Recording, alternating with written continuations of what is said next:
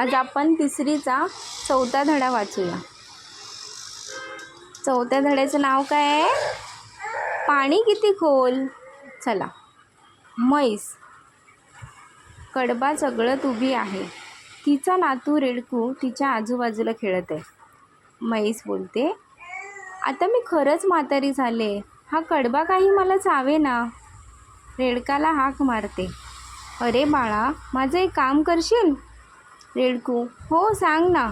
म्हैस, ही कडब्याची पेंडी तेवढी नदी पलीकडच्या कडब्या कुट्टीवरून कापून घेऊन ये, म्हणजे मला कडबा नीट चघळता येईल.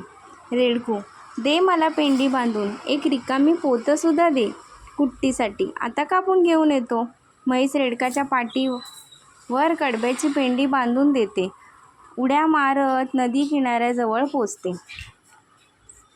रेडकू, नदी तर आली.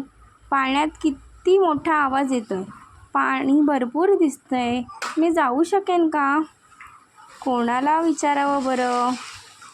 ते इकडे तिकडे पाहते. बैल काका नदीजवळ सरताना दिसतात. त्याच्याजवळ जाते. रेडकू, बैल काका, मला नदी पलीकडच्या कडब्या कुट्टीला जायचंय. आजीसाठी कडबा कापून घ्यायला. पण मी नदीच्या पाण्यातून जाऊ शकेन का?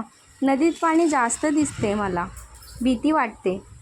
बैल, अरे काळजी करू नको. गुडघ्या इतकंच तर पाणी आहे. आरामात जाशील. रेडकू नदीजवळ परत येते. पाण्यात पाय टाकणार तेवढ्या झाडावरची खारुताई त्याला हाक मारते.